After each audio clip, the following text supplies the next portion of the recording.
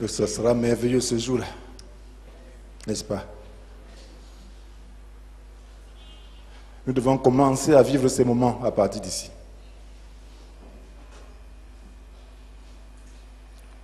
Chers frères et sœurs, le Seigneur nous amène vers des auteurs. Si vous avez travaillé le message de la fois passée, je suis sûr que le Seigneur a fait quelque chose dans votre vie. Le Seigneur a commencé un travail la semaine passée. Il va continuer.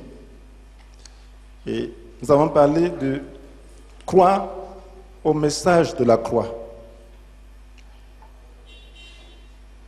Et aujourd'hui, je voudrais continuer à nous parler sur la croix. Et demain, il nous parlera encore de la croix. Parce que si nous comprenons le message de la croix, nous avons compris toute la parole de Dieu. Et souvent, nous voulons aller à côté. Et nous avons des problèmes. Parce que nous ne voulons pas prendre l'essentiel. Si vous avez l'essentiel, vous aurez tout. Tout se trouve à la croix. Tout. Le bonheur qu'on cherche, même l'argent, même la bénédiction, tout cela c'est dans la croix. Mais à partir du moment où on commence à chercher ce bonheur hors de la croix, on a des problèmes. Lorsqu'on commence à chercher la bénédiction hors de la croix, on a des problèmes.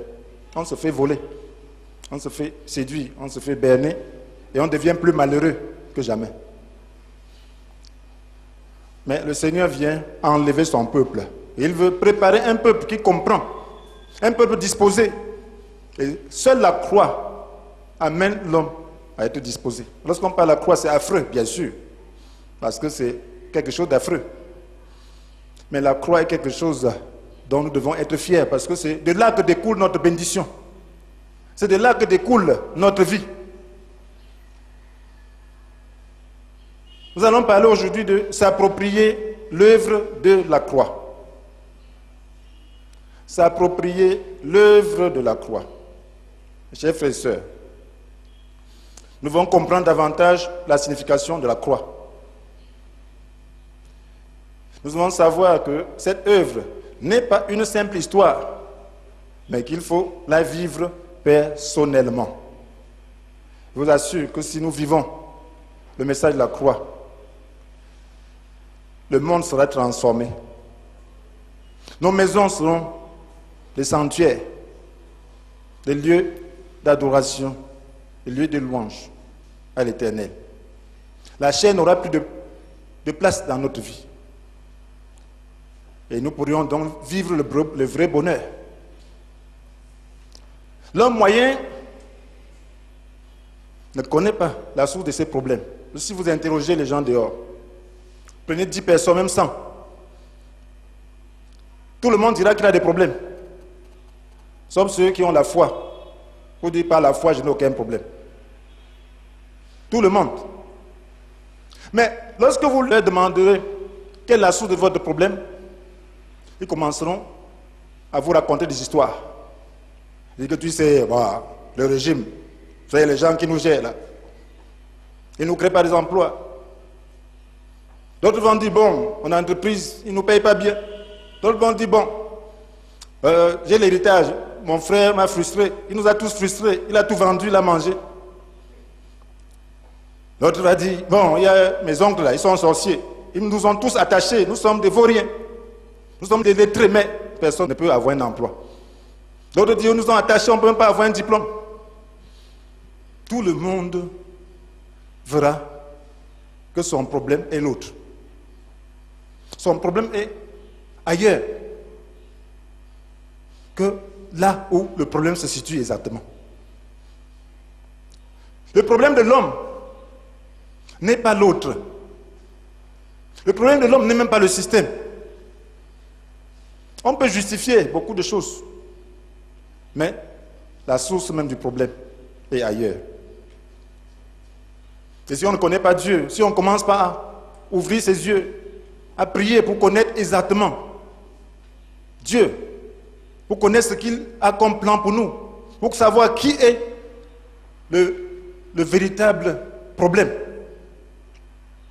on ne pourra jamais s'en rendre compte. Même dans le foyer, le problème c'est qui? C'est cette femme-là. Le problème c'est qui? C'est ce mari-là. Le problème c'est qui? C'est ces enfants-là, ils sont têtus. Le problème c'est qui? C'est ces parents-là, ils ne comprennent pas. Le problème n'est pas là. Le problème c'est que le serpent s'était introduit dans la maison. Si un serpent s'est introduit là maintenant, ça sera la débandade, n'est-ce pas? Chacun cherchera à se sauver. Les plus courageux chercheront comment faire pour tuer le serpent. Mais il n'y aura plus de paix.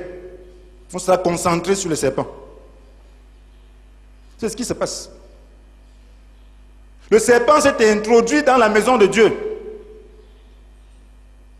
La terre devait être la maison de Dieu. Dieu a créé la terre pour qu'elle soit l'habitation de Dieu. Et l'homme devait veiller. L'homme devait gouverner sur le reste de la création. Mais il a laissé le serpent entrer. Et depuis lors, tout le monde a des problèmes. Adam a dit que le problème c'est Ève. Ève dit le problème c'est le serpent. Les conflits ont commencé. La honte, la peur, la séparation de Dieu. On commence à fuir Dieu. Le vrai problème de l'homme, c'est le diable. Vous n'avez pas deux ennemis. C'est pour cela qu'on l'appelle ennemi. On dit l'ennemi. On n'a pas dit les ennemis. On dit l'ennemi. Parce qu'il y a un seul ennemi. L'homme n'est pas ton ennemi. La créature de Dieu n'est pas ton ennemi. Il y a un seul ennemi. Le diable. Qui séduit. Qui utilise ceux qui ont des brèches. Comme Ève et Adam avaient eu des brèches. Pour pouvoir s'introduire et nous tenir les têtes et nous cogner.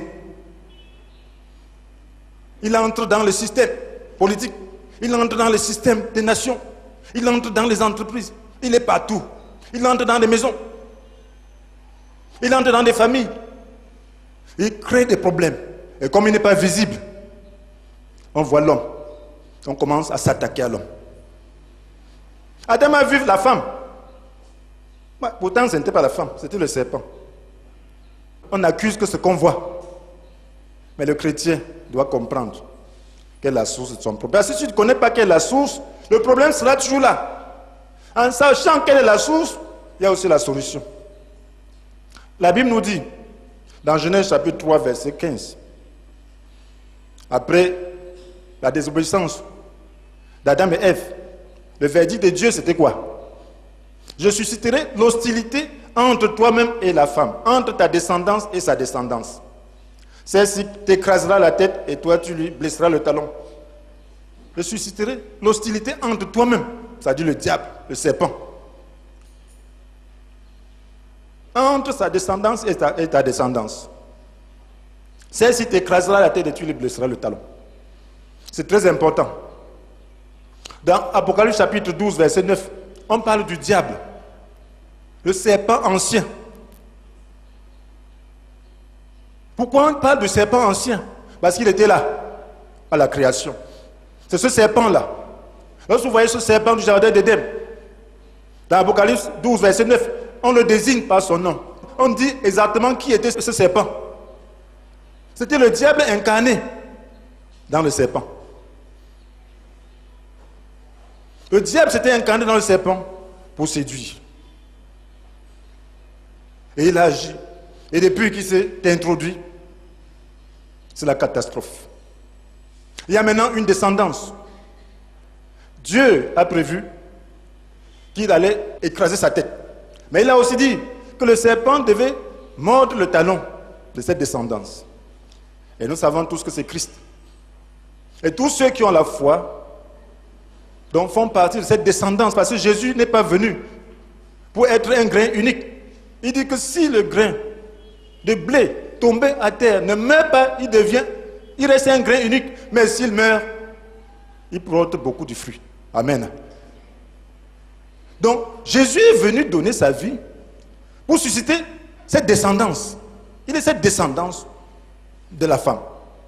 Mais il a aussi produit d'autres descendances. Ce qui fait que lorsque nous croyons en Christ, nous devenons la descendance de la femme.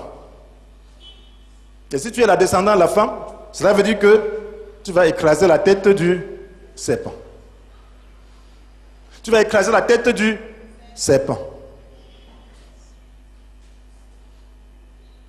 Et le serpent va faire comment? Il va te mordre au talon. Amen. Mais c'est déjà fait.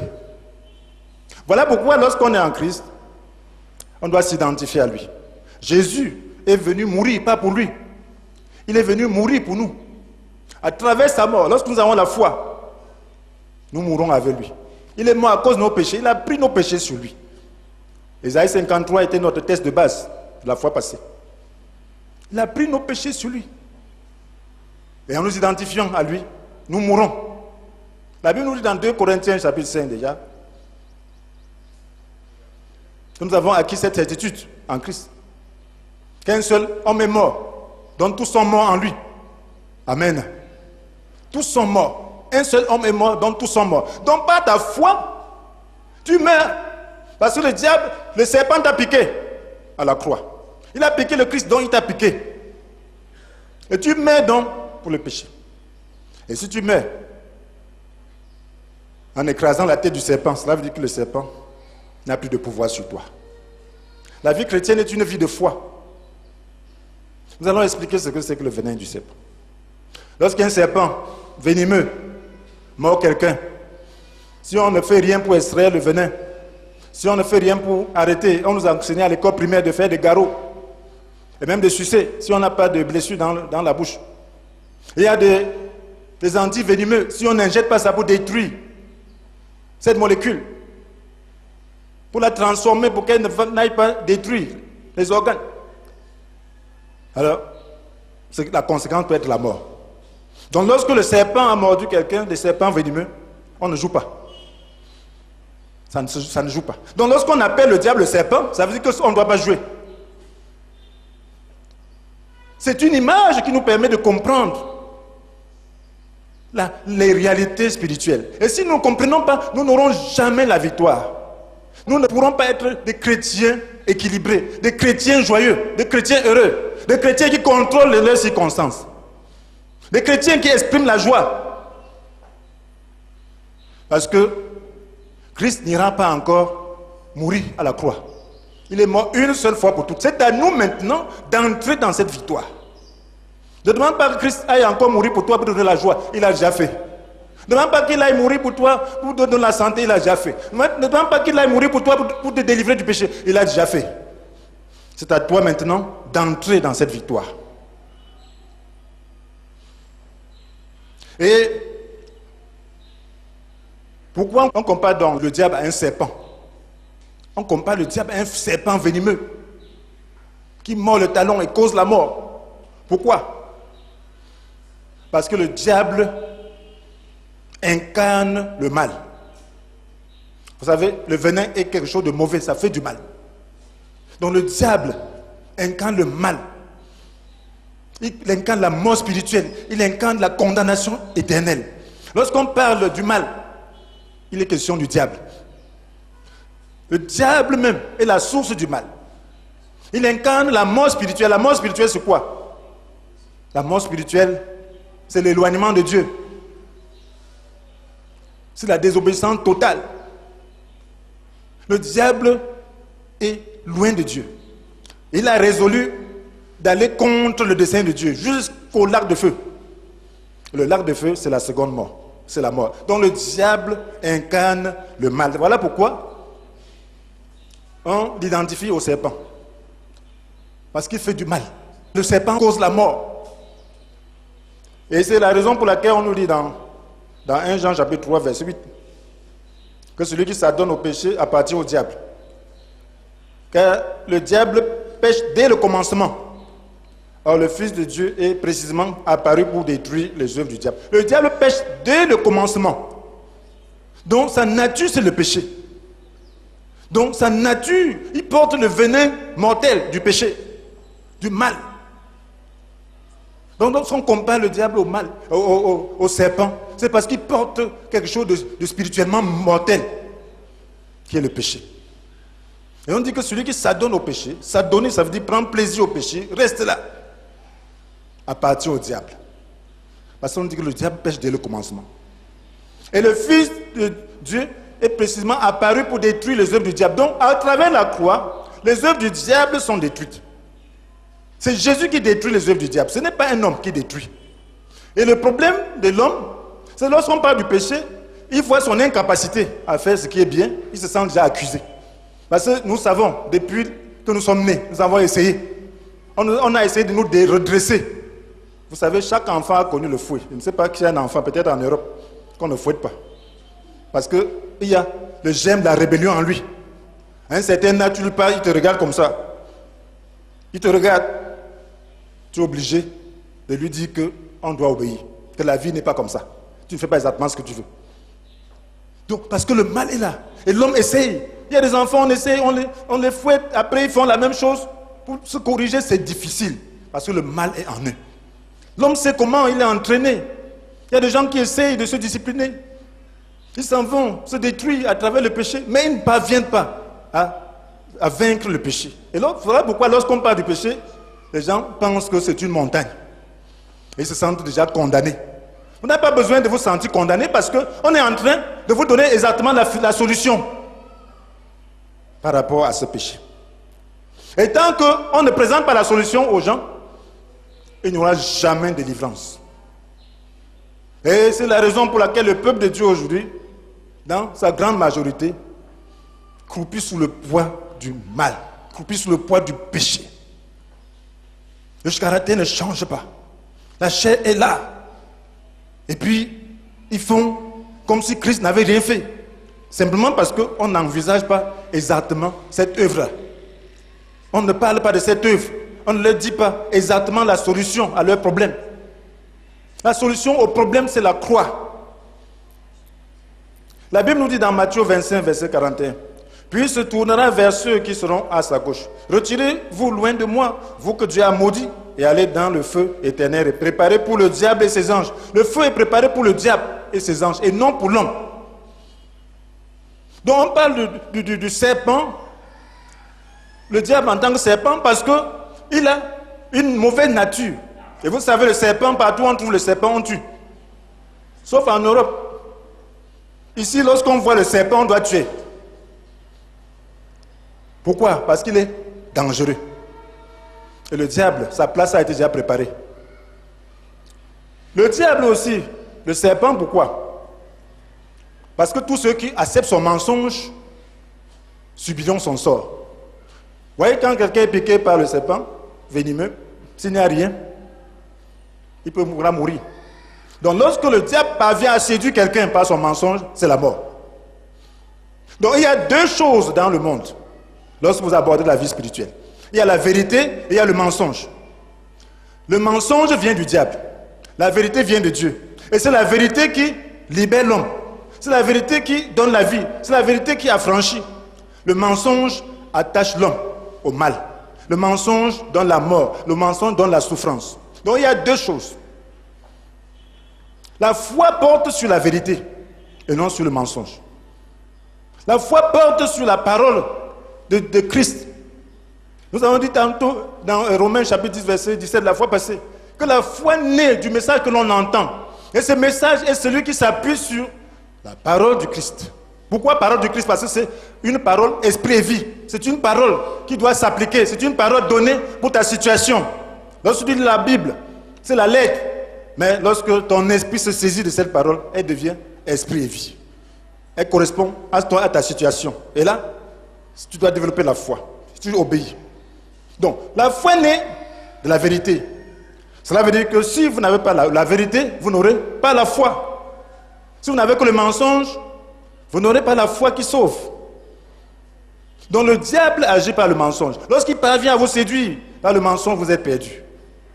De même que lorsque le serpent mord quelqu'un, s'il n'y a rien qui est fait, il est perdu. La mort s'en suivra. Donc Jésus est venu donc écraser la tête du serpent pour détruire sa tête, pour qu'il n'ait plus le pouvoir de mordre, pour qu'il n'ait plus le pouvoir de faire du mal. La Bible nous dit dans nous avons lu dans Genèse chapitre 3, verset 15, que la descendante de la femme a écrasé la tête du serpent, mais a été mordue mortellement au pied. Ceci veut dire quoi? Ceci veut dire simplement que lorsque vous voyez Jésus-Christ à la croix, lorsque vous voyez l'œuvre de Jésus, vous allez comprendre que la tête du serpent est écrasée. La foi repose sur ce principe. Jésus est cette descendance de la femme qui est venue écraser la tête du serpent. Il a été mordu. Comment il a été mordu? Parce qu'il a pris sur lui tous nos péchés. Nous avons lu dans Ésaïe 53. Oui, qui a cru à notre message, à qui a été révélée la puissance de l'Éternel? Devant l'Éternel, il grandit comme une jeune pousse, ou comme une racine sortant d'un sol aride. Il n'avait ni beauté, ni attirant, ni rien dans son aspect qui puisse nous attirer. Il était méprisé, abandonné des hommes, un homme de douleur habitué à la souffrance, semblant à ceux devant lesquels on détourne les yeux. Il était méprisé, nous n'avons fait aucun cas de sa valeur. Pourtant, en vérité, c'est de nos maladies qui se chargent, ce sont nos souffrances qu'il a pris sur lui. Alors que nous pensions que Dieu l'avait puni, frappé, humilié. Mais c'est pour nos péchés qu'il a été percé. C'est pour nous, faute qu'il a été brisé. Le châtiment qui nous donne la paix est tombé sur lui, est retombé sur lui. Ce n'est pas à ses blessures que nous sommes guéris. Le châtiment qui nous donne la paix est tombé sur lui et ce n'est pas à ses blessures que nous sommes guéris. Voilà ce que Jésus a fait. Nous devons comprendre cette œuvre. Il a pris nos péchés sur lui. Il a pris nos maladies sur lui. Il a pris nos malédictions sur lui. Ce sont les œuvres. Ce sont les œuvres du mal. Il a accepté de prendre le venin du diable. Il a accepté de ressembler au diable. Il a accepté de prendre la nature du diable pour nous enlever cette nature. Parce que nous avions déjà la nature du diable. Celui qui s'abandonne au péché appartient au diable. Nous appartenions au diable. Et Jésus a accepté de nous prendre sur lui à la croix pour nous enlever ce mal, pour nous enlever ce péché avec toutes ses conséquences. En vérité, c'est de nos maladies qui se chargeaient. Nos maladies, c'est les conséquences du péché. C'est pour nos souffrances. C'est nos souffrances qui se chargeaient. Nos souffrances, c'est quoi? Dieu n'a pas créé la douleur, il n'a pas créé la souffrance, il n'a pas créé la haine, il n'a pas créé le travail dur et pénible sans fruit. Il n'a pas créé la malédiction. Tout cela vient du diable. Et lorsque vous voyez Jésus à la croix, comprenez que le diable a été vaincu. Là, il est vaincu comment? Lorsque un serpent mord quelqu'un jusqu'à son venin fini, il ne peut plus mordre un autre. Et a injecté son venin. Jésus a accepté de prendre sur lui tout le venin du diable. Et il a écrasé sa tête. Et c'est par la foi que tu peux entrer dans cette victoire. C'est pour cela que la Bible nous dit dans Romains chapitre 6, verset 14, car le péché ne sera plus votre maître, puisque vous n'êtes plus sous le régime de la loi, mais sous celui de la grâce. Romains chapitre 6, verset 14. Pourquoi? Parce que le péché était notre maître. Celui qui l'incarnait était notre maître. La Bible nous dit, vous étiez morts à cause de vos fautes et de vos péchés. Par ces actes, vous conformiez votre manière de vivre à celle de ce monde. Et vous suiviez le chef de puissance spirituelle mauvais, cet esprit qui agit maintenant dans les hommes rebelles à Dieu. Là, c'est Ephésiens 2, verset 1. Oui, vous étiez morts. Vous suiviez le chef de puissance spirituelle mauvaise, dont nous appartenions au diable. Maintenant, Jésus est venu. Il a écrasé sa tête. Lorsqu'il écrase sa tête, le pouvoir du péché est brisé. La grâce, c'est que ce n'est pas nous qui vainquons le péché. La grâce, c'est que c'est Jésus qui a écrasé la tête et nous entrons dans sa victoire. La grâce, c'est que ce n'est pas toi qui combats le péché, mon frère. La grâce, c'est que quelqu'un l'a combattu. Il l'a porté sur lui. Et parce qu'il l'a porté sur lui, tu entres dans sa victoire et tu es délivré du péché. Par la foi. Nous devons faire face à cela. Si vous ne faites pas face à cela, vous ne serez jamais délivré. Vous pensez que être délivré du péché, c'est mener une vie de misère, mener une vie de tristesse. Non. Être délivré du péché, c'est mener une vie de bonheur, mon frère, ma soeur. Et de réussite, de bénédiction, de santé, de joie. Les gens cherchent la joie partout. Ils cherchent la réussite, ils cherchent. C'est dans le Seigneur que ça se trouve. C'est à la croix que ça se trouve. Pas parce que tu es fort, parce que tu crois, tu t'identifies au Seigneur, tu l'acceptes. Et tu ne vois plus le péché comme quelque chose de très compliqué. Qui a peur d'un serpent dont la tête est écrasée? Lorsqu'on écrase la tête du serpent, quelqu'un peut passer.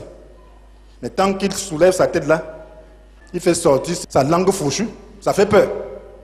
Mais une fois que tu as écrasé la tête, tu peux dire que fais encore ça. Tu peux marcher. C'est ce que Jésus a fait à la croix. Nous ne devons plus voir le péché comme une impossibilité. Nous ne devons plus voir le péché comme quelque chose qu'on ne peut pas, dont on ne peut pas être délivré. Nous devons regarder le péché dans une position de victoire. Et rendre grâce au Seigneur. Voilà pourquoi on doit louer le Seigneur. Voilà pourquoi on doit adorer le Seigneur. Parce que ta victoire ne vient pas de toi-même. Tu ne dois pas te vanter d'être délivré du péché. Tu dois te vanter de Christ. Tu dois te vanter de ce qu'il a ôté le péché de ta vie. Parce que Jean disait que voici l'agneau de Dieu qui ôte le péché du monde. Prenons l'image. Le Seigneur dit dans Jean chapitre 3, verset 14 à 15. Jean 3, 14 à 15. Il prend l'image du serpent. Il dit dans le désert, Moïse a élevé sur un poteau le serpent de bronze. De la même manière, le Fils de l'homme doit lui aussi être élevé pour que tous ceux qui placent leur confiance en lui aient la vie éternelle. Dans le désert, Moïse a élevé sur un poteau le serpent de bronze. De la même manière, le Fils de l'homme doit être élevé pour que tous ceux qui placent leur confiance en lui aient la vie éternelle. Qu'est-ce qui s'est passé dans le désert? Ça, c'est Nombre 21. Si vous ne lisez pas, vous ne connaissez pas cette histoire, vous ne pourrez pas bien comprendre cette image. Nombre 21, c'est verset 4 à 9. Vous pouvez lire à la maison. Mais qu'est-ce qui s'était passé? Le peuple s'était rébellé. Le peuple dans le désert. Le peuple d'Israël est sorti d'Égypte. S'était rébellé. Ils s'étaient plaints. Ils avaient dit, oh, Dieu nous a fait sortir d'Égypte pour nous faire mourir dans ce désert. Nous sommes fatigués de cette nourriture de misère, de cette manne. Ils appelaient ça la nourriture de misère. Oh, ils n'étaient même pas contents de voir la manne, de voir le miracle. Ils ont commencé à se plaindre. Et qu'est-ce que Dieu a fait? Dieu a envoyé le serpent venimeux. Il a commencé à mordre les gens. Ils se sont maintenant repentis. Ils ont dit, oh Moïse, nous avons péché contre toi et contre Dieu. Demande à Dieu maintenant de déloigner de nous de ces serpents. Dieu a compris, parce que Dieu est miséricordieux. Et qu'est-ce que Dieu a fait? Dieu a dit au verset 8, fais-toi un serpent en métal et fixe-le en haut d'une perche. Celui qui aura été mordu et qui fixera son regard sur ce serpent aura la vie sauve. Celui qui aura été mordu et qui fixera son regard sur ce serpent aura la vie sauve. Un serpent en métal, en bronze, on l'a mis sur une perche. Et maintenant, lorsque quelqu'un était mordu, et que le venin était en train de lui faire mal, la douleur était là, il sentait la mort venir. Lorsqu'il fixait son regard sur le serpent, en bronze, il avait la vie sauve. Ce que Dieu dit s'accomplit. Dieu a dit que ça doit se passer comme ça, et ça se passait pour tout le monde. Il n'y avait personne qui, ayant été mordu par le serpent, fixait le regard sur le serpent de bronze sans avoir la guérison. Personne. Parce que c'est la parole de Dieu. Et c'est pourquoi Jésus dit, dans le désert, Moïse a élevé le serpent, sur un poteau le serpent de bronze. De la même manière, le Fils de l'homme doit lui aussi être élevé, pour que tous ceux qui placent leur confiance en lui aient la vie éternelle. Tu peux placer ta confiance dans le Seigneur sans avoir la vie éternelle. Il n'y a personne qui puisse placer sa confiance en Christ sans avoir la vie éternelle. Il faut qu'il comprenne en quoi ça consiste. C'est simple. Il a pris le cas du serpent de bronze qui était fixé à un poteau. Et Jésus devait aussi être cloué à la croix. Il faisait l'analogie avec cela.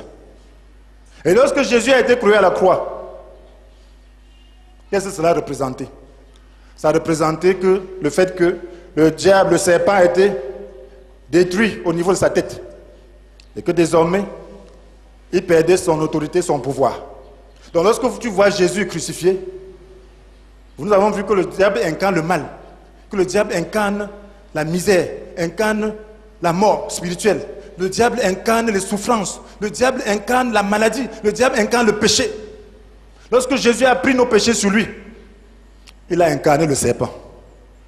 Parce que Dieu n'incarne pas ça. Il n'y a pas le mal en Dieu. Il a accepté d'être mal, de porter le mal en lui et d'être comme le serpent pour laisser ce serpent sans puissance, pour que le péché soit crucifié, pour que ta maladie soit crucifiée, pour que ta malédiction soit crucifiée. Parce que la croix en elle-même était un objet de malédiction. La croix parle de la malédiction, de l'horreur. Donc lorsque Jésus a pris ce moyen de supplice, c'était pour être maudit à ta place. Il était maudit, méprisé, abandonné des hommes. Méprisé, abandonné des hommes. Un homme de douleur habitué à la souffrance. Oui, il était semblable à ceux devant lesquels on détourne les yeux. On devait détourner avec la couronne d'épines, avec le sang qui coulait partout. Lorsqu'il faisait ça, c'était pour porter tes maladies, c'était pour rendre impuissant le serpent. Mais désormais, lorsque tu vois Jésus, vois le serpent de bronze. Comme le serpent de bronze. Lorsque tu vois Jésus crucifié, vois ta délivrance. Lorsque tu vois Jésus crucifié, vois ta malédiction crucifiée. Lorsque tu vois Jésus crucifié, vois ta maladie crucifiée. Lorsque tu vois Jésus crucifié, vois tes péchés crucifiés. Tu peux voir tes péchés crucifiés et ne pas être délivré du péché. Il n'y avait personne qui, fixant ses regards sur le serpent de bronze, n'était pas guéri. Si tu es mordu par le serpent, par le péché, si tu es mordu par la malédiction, si tu es mordu, je ne sais pas par quoi d'autre, par la maladie, il te suffit de voir Jésus crucifié, de t'identifier à Jésus, de l'accepter. La Bible nous dit dans 1 Pierre 2, verset 24, qu'il a pris nos péchés sur lui. 1 Pierre 2, verset 24. Il a pris nos péchés sur lui. Vous savez, le péché appartient au diable. Donc il est devenu le serpent à cause de nous. Il a pris nos péchés sur lui. Il les a portés dans son corps, sur la croix, afin qu'étant morts pour le péché, nous menions une vie juste. Nous, c'est nous qui mourrons pour le péché. Lorsque nous nous identifions à Christ, cela veut dire que nous acceptons notre mort. Le péché ne peut nous quitter que par la mort. Est-ce que quelqu'un qui est mort est encore vivant? Il peut encore faire un geste? Non. Voilà pourquoi le chrétien est quelqu'un qui est mort. Par la foi. Oui, il a pris nos péchés sur lui, il les a portés sur son corps, sur la croix, afin qu'étant mort pour le péché, nous menions une vie juste. Afin qu'étant mort, c'est nous qui sommes morts. Le mort là est au pluriel. Donc nous acceptons la mort en Christ. Placer sa confiance en Christ, c'est accepter son œuvre. C'est dire, Seigneur, tu es mort à ma place, donc je suis mort. Nous avons cette certitude qu'un seul homme est mort, donc tous sont morts en lui. 2 Corinthiens 5. Tous sont morts. Donc, lorsque tu vois Jésus, vois que tu es mort. Pourquoi? Pour le péché. Si tu es mort pour le péché, ça veut dire que le péché n'a plus de pouvoir sur toi. Et si le péché n'a plus de pouvoir sur toi, tu es délivré. Lorsque tu vois Jésus à la croix, sache que tu es mort pour la malédiction. Ça veut dire que la malédiction n'a pas d'autorité sur toi. Tu peux maudire un mort. Tu maudis un mort, tu perds ton temps. Parce qu'un mort n'a pas de vie. Donc, lorsque tu vois Jésus, sache que la maladie n'a plus de pouvoir sur toi. La maladie fait quoi? Tu es mort. Alléluia. Je ne suis pas en train de dire que vous n'allez pas aller à l'hôpital. Ce n'est pas de ça qu'il est question. On est en train de vous montrer ce qui est parfait, ce que Dieu a fait et ce vers quoi on doit tendre, pour que cela donne la foi. Alléluia. Amen. Nous sommes d'accord? Nous sommes d'accord? C'est de ça qu'il est question. Nous devons développer notre foi. Parce que la foi doit toujours grandir, grandir, grandir jusqu'à arriver au niveau où nous ressemblons entièrement à Jésus. C'est de ça qu'il est question. Nous devons grandir. Nous devons regarder les forces des ténèbres comme Jésus les regarde. Quand tu regardes la croix de Jésus, sache que le diable est désarmé. Vous pouvez mieux comprendre le passage de Colossiens 2, verset 13 à 15. Il nous a pardonné toutes nos fautes. Quand il a annulé l'acte qui établissait nos manquements à l'égard des commandements. Il a effacé le croyant sur la croix. Là, il a désarmé toute autorité, tout pouvoir. Le diable est désarmé. Sa tête est écrasée à la croix. Il a désarmé. L'arme du serpent, c'est quoi? C'est sa tête. C'est crochet. Lorsque tu écrases, tu peux le prendre avec la main. Tu balances. C'est comme ça que le chrétien doit regarder le diable. Entrer dans cette foi. Sans cette foi, on ne pourra pas vaincre en ces jours. Parce que le mal ne cessera de croître. Si vous voulez faire un peu le mal, laissez un peu la croix de côté. Vous irez plus que vous n'avez souhaité. Parce que le pouvoir du mal grandit. Mais pour le chrétien, le pouvoir de la foi, l'œuvre de Jésus, va se démontrer en ce jour. Parce que Jésus vient chercher une église sans tache ni ride. Ne pense pas que tu pourras être enlevé sans t'identifier à Christ. Ce n'est pas possible. Si la trompette sonnait maintenant, Christ n'enlèverait que ceux qui sont morts en lui. Si tu n'acceptes pas la mort, tu ne pourras pas être enlevé. Donc, comprends que lorsque tu regardes la croix, la malédiction est sur le Seigneur. Dans Galates 3, verset 13, la Bible nous dit que le Christ nous a libérés de la malédiction, que la loi faisait peser sur nous. En prenant la malédiction sur lui à notre place. C'est ça la croix. La croix est un moyen de maudire. Dieu dit maudit quiconque est pendu au gibet. Dieu a mis la malédiction sur la croix. Et Jésus a pris cette croix-là. Il a été pendu. Donc il a été maudit à ta place. Lorsque tu vois Jésus à la croix, sache que tu n'es plus maudit. Ne cours plus qu'on chasse la malédiction sur toi. Tu as besoin de te saisir de ça par la foi. Lorsque tu acceptes le message de la croix, lorsque tu acceptes même que tu peux être maudit, ça veut dire que tu es en train d'annuler la croix. Tu annules l'œuvre de la croix.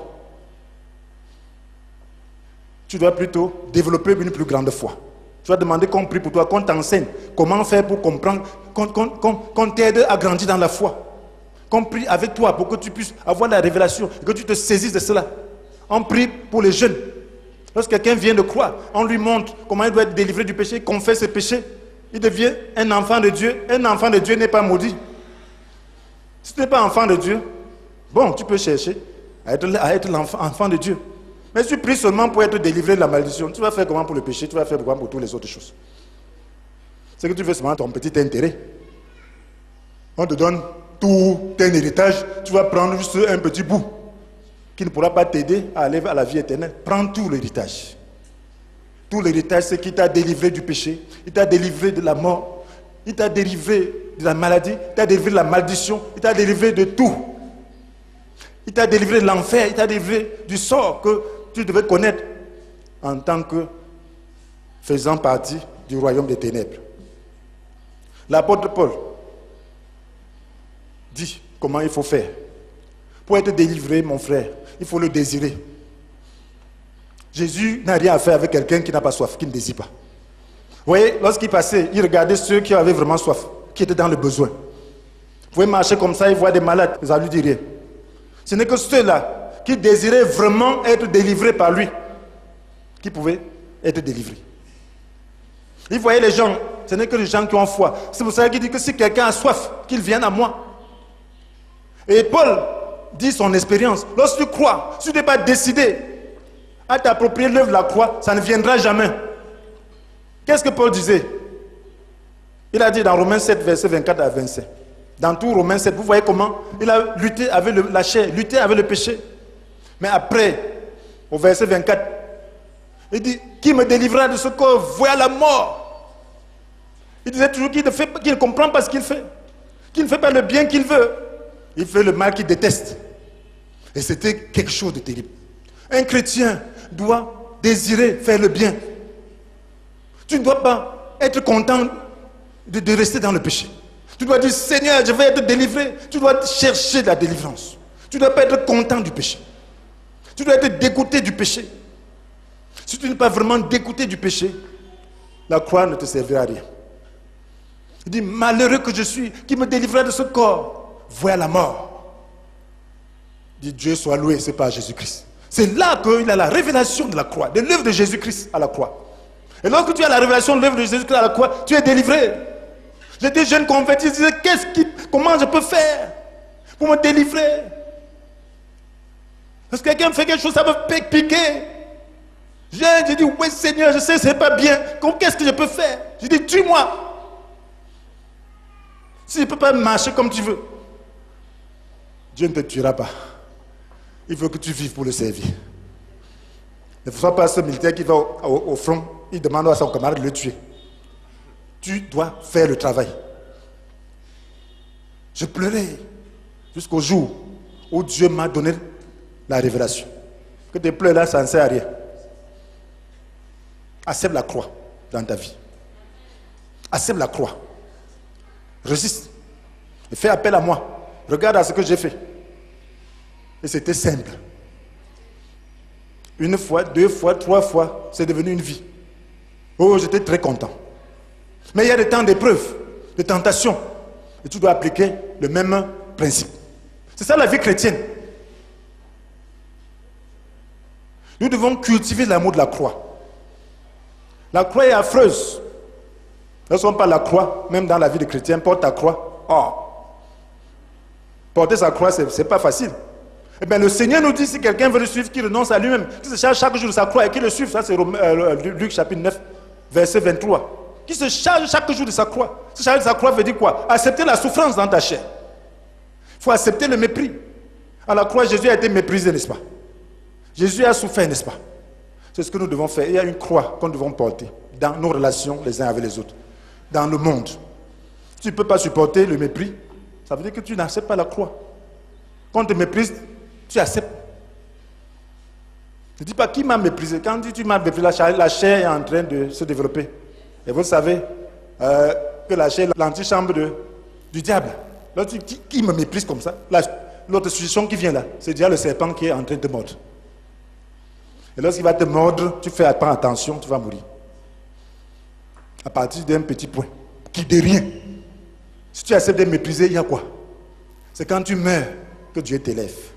Quand tu meurs, tu ressuscites. Jésus n'est pas resté à la croix. Aujourd'hui, nous le célébrons parce qu'il est resté à la droite de Dieu le Père. Lorsque tu acceptes la croix, tu ressuscites. Le mépris est un moyen de t'élever, mon frère, ma soeur. Lorsque tu acceptes la souffrance, de souffrir des frères, des conditions des frères, des insultes, d'incompréhension, c'est que Dieu est en train de t'élever. Si tu l'acceptes, si tu ne l'acceptes pas, tu seras encore plus que méprisé. Parce que tu as pris le chemin du diable, du serpent. Jusqu'à ce que Dieu te rende compte que tu es mort. Parce qu'on ne ressuscite pas quelqu'un qui est vivant. C'est le mort qu'on ressuscite. Vous allez vous rendre compte que lorsque vous ne mourrez pas, la situation s'empire. Mais lorsque vous mourrez, si quelqu'un fait quelque chose, vous dites, oh Seigneur, pardonne-lui. Donne-moi la grâce. C'est même quoi? Il y a quoi? Tu deviens fier. Alors là, Dieu va t'élever. Si cette personne continue, c'est Dieu qui va régler son compte. Parce que Dieu, en ce temps-là, c'est toi. Tu représentes Dieu. Et on ne se moque pas de Dieu. Lorsque tu acceptes de t'identifier à Dieu, à Christ, tu représentes Dieu. C'est pour cela que par notre union avec le Christ, Dieu nous a ressuscités ensemble, nous a fait siéger ensemble dans le monde céleste. C'est ce que la Bible dit dans Éphésiens, chapitre 2, verset 6. Par notre union avec le Christ, Dieu nous a ressuscités ensemble, nous a fait siéger ensemble. Donc lorsque tu acceptes la mort, tu ressuscites. Avant d'être honoré, il faut savoir être humble, n'est-ce pas? L'humilité précède la gloire, n'est-ce pas? Donc lorsque tu acceptes le mépris, même dans le monde, même dans ton service, même dans tous les rapports que tu peux connaître, lorsque tu acceptes dans ton cœur, on ne dit pas que tu ne dois pas défendre tes droits de manière légale, mais tu dois accepter dans une position de mort que tu vas le faire. Si tu le fais dans une position de mort, tu auras le dessus.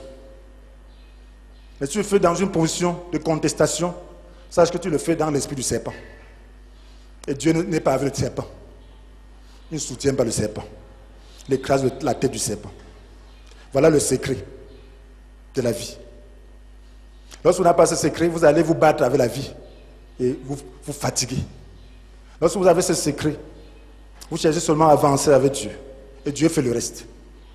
Vous cherchez à développer votre vie spirituelle. Dieu fait le reste. Lorsqu'il vous donne une pensée, lorsqu'il vous parle, vous allez agir et voir le résultat. Mais sinon, vous allez vous cogner la tête par-ci, par-là. Parce que le serpent est en train de vous manipuler. Il ne veut pas de votre bien.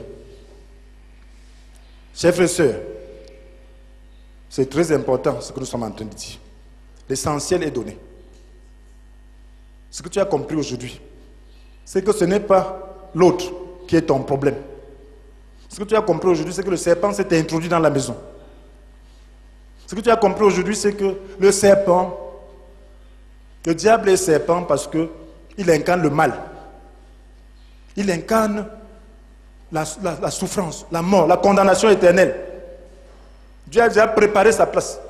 Et Dieu appelle le lac de feu la seconde mort. Celui qui s'adonne au péché, qui aime le péché, appartient au diable. Mais le Christ est venu précisément pour détruire les œuvres du diable. Donc, lorsque tu crois en lui, les œuvres du diable se détruisent dans ta vie. Donc lorsque tu dis que tu crois et tu n'as pas la victoire sur le péché, sur le diable, ça veut dire que tu ne crois pas. Il faut croire. Personne ne pouvait regarder le serpent de bronze et rester encore malade ou mourant.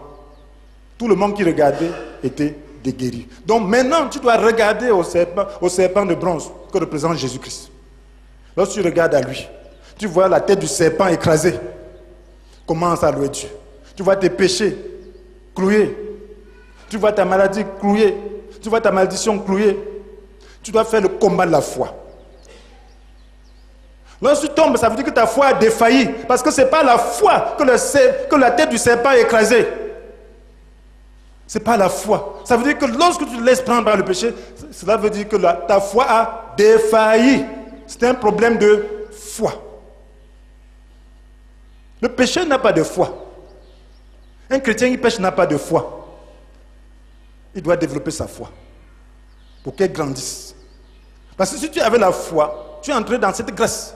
Donc tu dois grandir dans la foi pour être délivré. On ne te dit pas de faire quelque chose, mais de comprendre la méthode, de demander la révélation et d'entrer dans la foi et d'accepter la souffrance de la croix.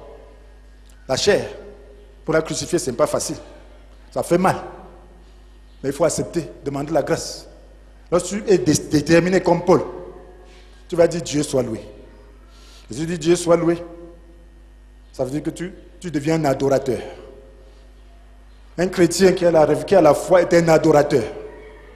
Parce qu'il voit ce que lui-même ne pouvait pas faire et que Christ a fait pour lui. Il voit les combats qu'il ne pouvait pas livrer et que Christ a livré pour lui. Il commence à l'adorer. Voilà pourquoi lorsqu'on adore le Seigneur, avec cette compréhension, on peut se jeter par terre et se rouler. Parce que c'est tellement beau. Et le ciel est content. Que le Seigneur vous bénisse.